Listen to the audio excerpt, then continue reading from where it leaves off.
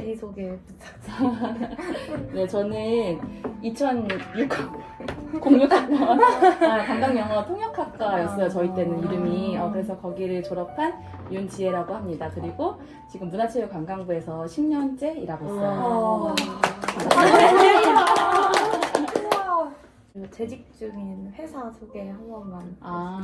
저희 회사 이제 이름 딱 들으면 다들 아시다시피 문화체육관광에 대해서 정책을 결정하고 수행하는 기관이라고 보시면 되고, 그리고 그 문화체육관광뿐만 아니라 뭐 예술이라든지 아니면 컨텐츠, 출판, 영화, 뭐 이런 영상 이런 것까지 다 저희 저작권까지 해서 총괄을 하는 부처라고 보시면 되고, 얘기하면 조금 어렵잖아요. 그래서 제가 10년 동안 다니면서 이제 일을 했던 것들은 관광국에도 근무를 했었고, 관광산업과라고 해서 이제 관광 안내 체계 같은 거 개선하거나 아니면 뭐 관광 경찰 업무를 하거나 이런 업무를 담당을 했었고, 그리고 예술국에서도 근무를 했었고, 그리고 서울에 오면은 이제 소속 기관에서 근무를 해요. 그래서 국립 뭐뭐 박물관, 뭐 국립중앙박물관, 국립중앙도서관, 국립현대미술관, 그리고 한국예술종합학교 이런 게 다 이제 문화체육관광부 소속 기관이에요. 그 밑에 있는 기관들이어서 거기에서도 근무를 하게 돼요. 공사랑 다른 거예요? 그래서 관광공사는 저희 산하기관이에요. 문화체육관광부의 산하기관이 관광공사하고, 그래서 문체부에서 정책을 수립하고 뭔가 결정이 내려지면 관광공사에서 실행을 하는 그런 역할로 되어 있어요.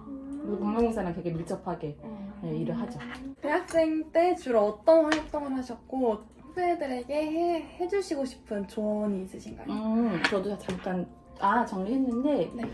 3학년 때 3학년 여름방학 때 제가 공모전을 나간 적이 있어요. 친구들하고, 학과 친구 딱 우리도 3명이서 저랑 이제 같은 06학번 친구들하고 그 충남 관광 아이디어 컨테스트라는 공모전이 있었어요. 그거는 이제 대한 관광경영학회인가 거기서 주최를 하고, 한국관광공사랑 충청남도가 이제 후원을 해가지고 하는 관광 공모전이었는데 저희가 거기서 대상을 탔어요. 1등을 했어요. 근데 그거를 거의 여름방학을 바쳐서 했어요. 친구들랑 셋이.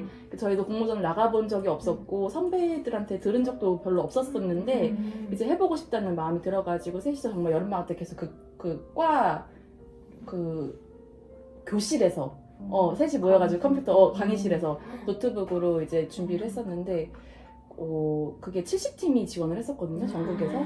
그리고 1차로 서류 면접을 먼저 하고, 그리고 2차는 이제 PT를 해가지고 PT를 이틀 동안 발표를 하는 거였어요. 그래서 저희도 처음 하는 거여서 기대를 크게 안 했었는데, 그때가 굉장히 기억에 남았던 것 같아요. 이제 그때 할 때 학과에서 배웠던 것들도 좀 참고를 하려고 많이 노력을 했고, 특히 학교에서 주어지는 그런 뭐라고 해야 되지?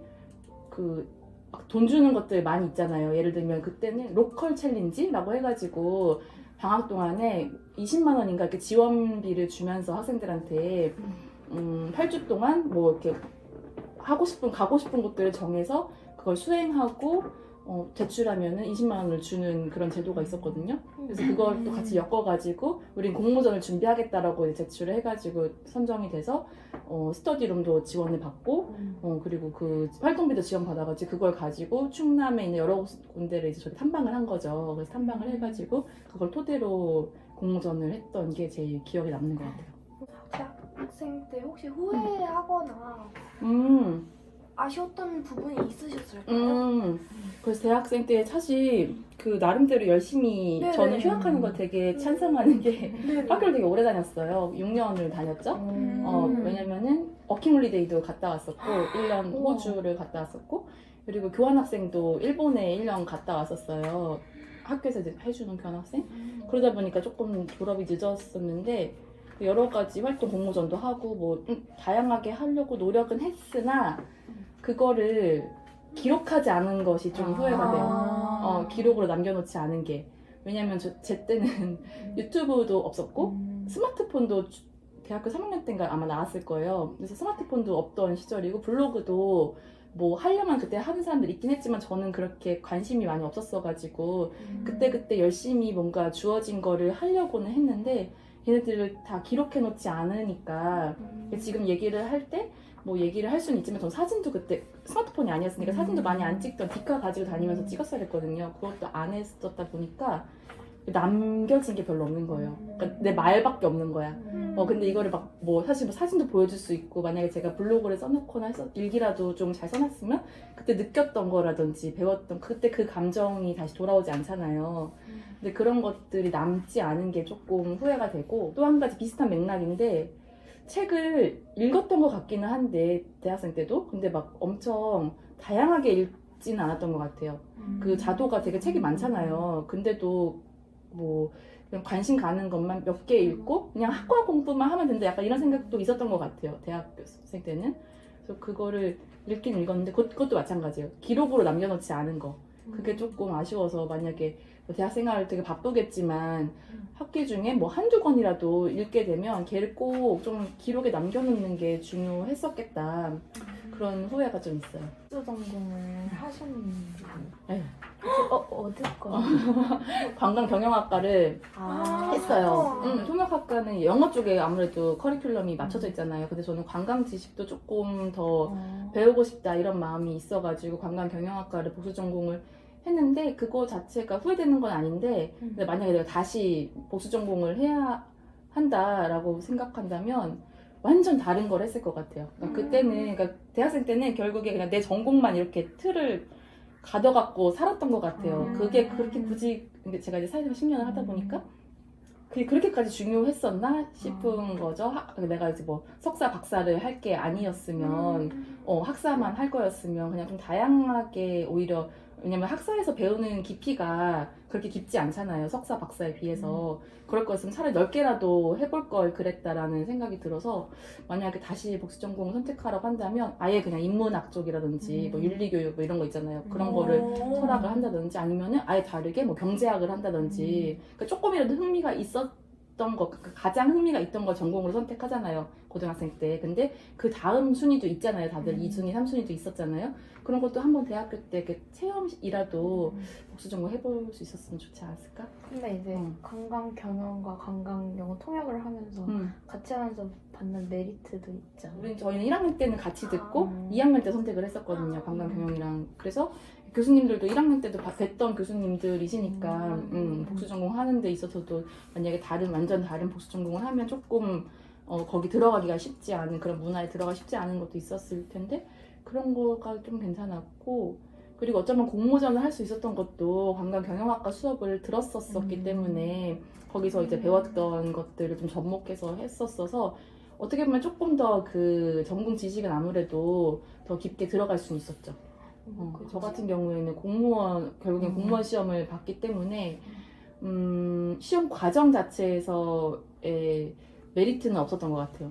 근데 오히려 제가 1년차 때 입사를 해서 1년차 때 일을 할 때는 그런 용어라든지 이런 것들은 관광 경영학 쪽에서 많이 배우니까 그런 거가 있었는데 저는 몰랐어요. 저는 몰랐는데 같이 일하는 이제 다른 외부 기관 분들, 뭐 여행업 협회 분들이라든지 이렇게 좀 만나게 되는 관계 분들이 약간 전공자시라 좀 다르네요. 이런 말씀을 하셨던 거는 기억이 나요. 그래서 아마 그런 게 도움이 좀 됐던 것 같아요. 산업을 이해하는 그게 달랐나 봐요. 저는 몰랐지만 그때 떠날 때 그렇게 말씀을 해주시더라고요. 다른 기관이 아니라 문체부를 선택하신 이유가 따로 있나요?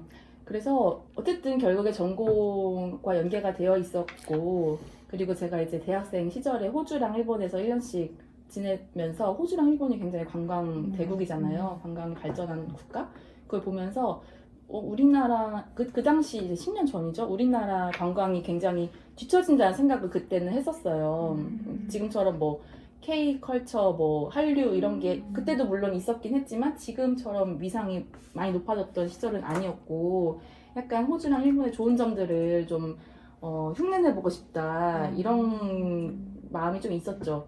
그래서 문체부에 들어가면 그런 걸 할 수 있는 게 아닐까 해서 뭐 예를 들면은 뭐 관광 예를 들어서 일본 같은 경우에 가면은 한국어로도 되게 표기가 잘 돼 있고 길 찾기 되게 편하게 되어 있고 아무튼 여행하기 되게 수월하게 안내가 되어 있거든요. 꼼꼼하게. 이제 그런 것도 우리나라에서 해보면 좋겠다 이런 거 좀 하고 싶었던 게 있어가지고 다른 데가 아닌 문체부를 선택했었어요.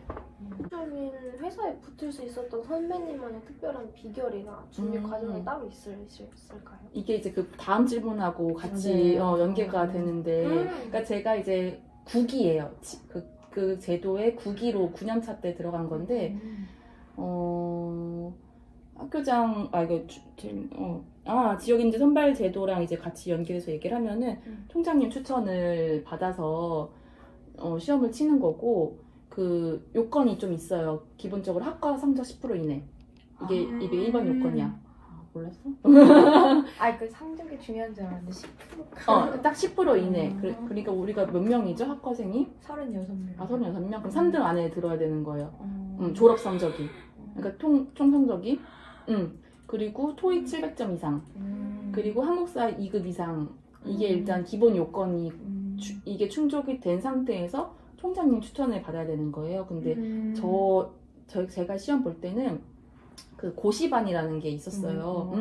그래서 지역인재 반을, 지역인재 시험이 뭐 2월에서 4월 정도에 치거든요. 그러면은 그 전년도 6월쯤에 고시반을 이제 모집을 했어요.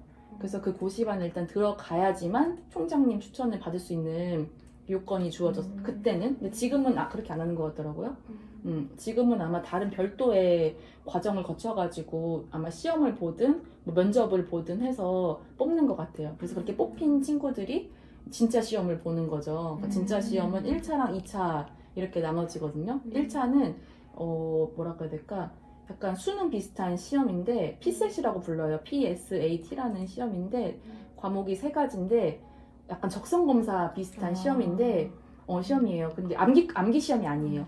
그래서 보통 공무원 시험이라고 하면은 막 책 두꺼운 거 5권, 7권 공부 막 헌법 뭐 이런 거 막 하잖아요. 근데 이건 전혀 암기랑은 무관하고 어떻게 보면은 약간 IQ 테스트 비슷하면서 언어 영역 비슷하면서 뭐 수학 시험도 있고 뭐 이렇게 하는데 그 시험이 공부를 안 해도 잘 보는 사람이 있고 공부를 해도 안 오르는 그런 약간 특이한 IQ 시험. IQ 시험 비슷한데 또 노력하면 또 되는 부분이 있어요. 그래서 저도 처음에 이제 모의고사를 쳤을 때 뭐 40점대 이렇게 나왔죠. 근데 합격을 하려면 한 75점 이상은 나와야지 되는 거예요. 근데 결국에는 공부를 이제 해가지고 성적을 올려서 들어갈 수 있었는데 그 수험 생활 하는 동안에 그러니까 좀 떨어진 친구들도 많아요. 나중에 떨어진 친구들도 많은데 그 합격할 수 있었던 비결이라고 한다면 그냥 당연히 될 거라고 생각을 했어요. 그러니까 내가 45점 맞았지만 나는 약간 이거 당연히 내가 된다라는 생각을 그때 수험생활 때 했던 것 같아요. 그래서 그냥 말도 안 되는 터무니없는 점수 80점 이상 뭐 딱딱딱 해서 붙여놓고 난 이거 맞는다. 이거 맞으니까 될 거야 라고 좀 자기 세뇌 같은 거를 했었던 것 같고 그리고 그게 약간 유효했던 것 같아요. 실제로 그 성적에 되게 비슷하게 나왔어요. 나중에 시험 볼 때. 그래서 스스로 되게 신기했고 그리고 약간 근데 그 이전에 제가 원래 처음부터 공무원 하려고 했던 거 아니었거든요. 졸업하고 관광공사 시험도 쳤었고 그리고 뭐 여행사 갈까 싶어가지고 여행사도 막 이래서 넣었었고 근데 다 서류 면접도 통과를 못하는 거예요. 그래가지고 되게 시리에 빠졌던 기간이 있었어요. 졸업하고 한 6개월이 취직이 안 돼가지고 이대로 정말 취직 못하는 거 아니야? 뭐 이런 생각을 했었다가 취업 스터디 나갔는데 거기서 누가 이걸 알려줘가지고 그때부터 준비를 저는 했거든요. 그래서 그런 시간도 있었기 때문에 조금 더 단단한 마음을 가지고 수험 생활을 했던 것 같아요. 다른 것도 쉽지 않다 이런 거를 이미 안 상태에서 준비를 했던 것 같아요. 재직 중인 회사에 적응하면서 혹시 어려웠던 점이 있으실까요? 약간 이제 일반 행정직 공무원으로서 그러니까 재직 중 회사에 대해서 이렇게 뭐 적응하기 힘들었던 점 같은 건 일반 공무원하고 되게 비슷할 것 같아요. 그러니까 문체부라서 힘들다기보다는 이제 공무원이어서 좋은 점과 힘든 점이 있잖아요. 네. 그래서 만약에 힘든 점이라고 한다면 예를 들면은 만약에 활동적인 성격이다 내가 되게 실행하는 걸 좋아하고 결과가 금방 나와서 내 눈에 보는 게 좋고 이러면 공무원이 좀 안 맞을 수 있어요. 왜냐면 공무원은 되게 긴 호흡으로 일하는 거거든요. 왜냐면 특히 이게 공무원도 2가지 종류가 있는데 국가직 공무원하고 이제 지방직 공무원이라고 해서 국가직은 중앙부처 이렇게 문체부나 뭐 과학기술부 뭐 이런 거 또 뭐가 있지 뭐 산업통상자원부 이렇게 부랑 청으로 나눠지는 게 국가직이고 아니면 뭐 서울시청, 뭐 아니면 뭐 충남도청 이렇게 하는 건 지역 공무원이라고 하는데 지역 공무원은 조금 더 그 내가 일하는 성과가 빨리 나와요. 왜냐면 지역 주민들을 대상으로 정책을 바로 만들고 실행까지 하니까 금방 그게 피드백이 오는데 중앙부처는 전국을 대상으로 정책을 위주로 하다 보니까 우리가 정책을 만들면 그걸 또 밑에 하달이 되고 그럼 그 밑에 또 수행업체가 있고 그러니까 약간 머리 같은 역할이에요. 그러니까 머리랑 이렇게 몸통도 있고 발도 따로 있거든요. 거기까지 내려가는 시간이 좀 오래 걸려요. 근데 이제 이게 장단점인 거예요. 이게 맞는 사람은 이렇게 움직이는 거 싫어하고 사람하고 마주치는 거 많이 싫어하는 사람도 있을 수 있잖아요. 대민이라고 하는데 이제 민원인 많이 만나고 이런 것들을 싫은 사람은 되게 잘 맞을 수도 있죠. 큰 업무를 보고 근데 나는 좀 즉각적으로 보고 싶다 이러면 조금 안 맞을 수도 있고 또 한 가지는 이제 국가직 공무원은 좀 이렇게 발령이 잦아요. 지역 간 이동이 좀 많아요. 그래서 저 같은 경우도 서울 세종 10년 그러니까 일하면서 4년은 세종에 있었고 서울에 6년 있었는데 이걸 2번 왔다 갔다 했거든요. 근데 이제 미혼일 때는 그게 사실 뭐 원룸만 구하면 되니까 상관이 없었는데 결혼하고 나서도 이게 좀 이동을 해야 하는 경우가 있는데 이것도 좋아하는 사람은 또 좋아하는데 또 이걸 안 맞는 사람은 또 안 맞을 수도 있고 아무래도 그 정책을 하다 보니까 정책은 내가 갑자기 막 삘 받아가지고 만들고 이런 게 아니고 원래 있던 것들이 지켜줘야 하는 것들이 있잖아요. 근데 그 안에 그 틀 안에서 일을 해야 되기 때문에 내가 막 주도적으로 뭘 발굴해서 하기는 조금 어려운 구조적으로. 그래서 그런 만약에 공무원 하고 싶다라고 한다면 성향을 좀 잘 보고 가는 게 중요할 것 같아요. 네, 마지막 질문인데 네. 이제 재직하시면서 성장하실 수 있었던 점 같은 게 있을까요? 그리고 또 이제 공무원의 장점도 많이 있거든요. 그래서 특히 저 같은 경우에 이제 국가직 공무원으로 일하면 다들 시험 보시고 들어오신 분들이라서 요즘에 그리고 되게 스마트한 분들이 많아요. 특히 행정고시 5급으로, 전 이제 7급으로 들어간 거고 5급으로 들어오신 분들은 뭐 좋은 대학교 나오신 분들도 많고 젊고 똑똑하고 이런 분들을 보면서 되게 열심히 하는 모습들에 좀 좋은 영향을 받기도 하고 같이 좀 성장해 나가겠다 이런 생각이 들기도 하고 그리고 또 한 가지는 이동이 잦다 보니까 그 적응력이 강제로 키워져요. 그래서 상당히 적응력이 발달하게 되었다. 어디다 내놔도 사람들하고 하는 거나 뭐 일하는 거에 있어서 적응이 금방 된다.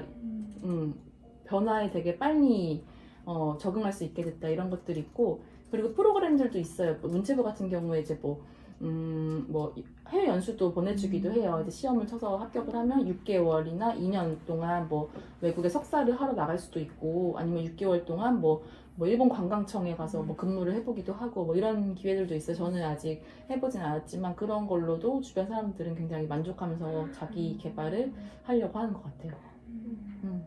네. 인상은 여기까지.